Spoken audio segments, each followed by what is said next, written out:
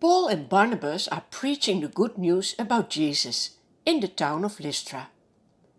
One day they see a man who has been lame from birth. Imagine, this man has never been walking in his whole life. He has been listening to Paul's preaching. Now Paul looks at him intently and sees the man has faith to be healed. So Paul says to him in a loud voice, "Stand up straight on your feet." And look, the man jumps to his feet and starts walking. The crowds who see this start shouting in their local dialect, "The gods have come down to us in the likeness of men." They think Paul and Barnabas are gods in human form. The people decide that Barnabas is the Greek god Zeus, and that Paul is Hermes, because Paul was the chief speaker. Then the priest of the temple of Zeus, which is just outside the town, brings oxen and garlands to the town gates. He wants, together with the people, to offer sacrifices to the apostles. But when Paul and Barnabas hear this, they tear their clothes in dismay. They run in among the multitude and cry out, "Men, why are you doing these things? We also are men, just like you. We preach to you that you should turn from these worthless things and turn to the living God, who made the heaven, the earth, the sea, and all things that are in them." Yes, it is God who made everything. He also made you and me. He needs to get all the glory, also from us. The apostles continue, "Although the gospel was not preached here before, God showed you his goodness. He is the one caring for you.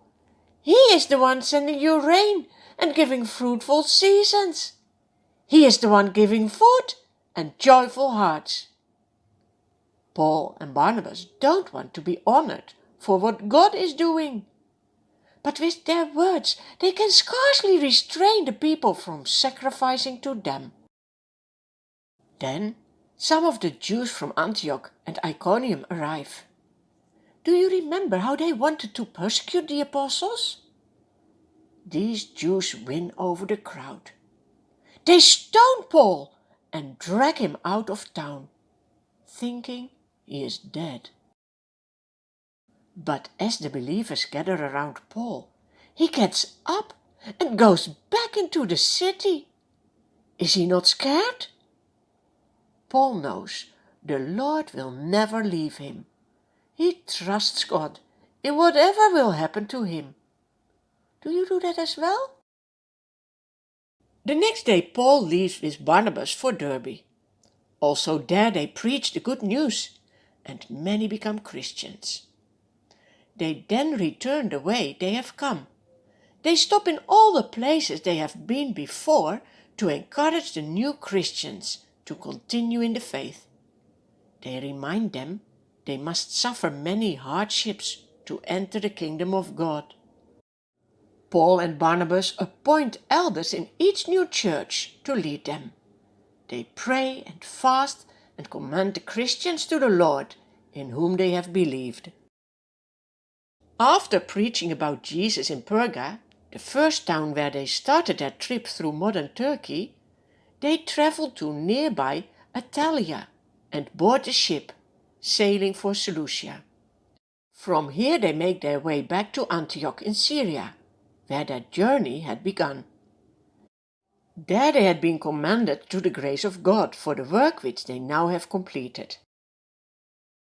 Paul and Barnabas called the church in Antioch together to report everything God has done through them.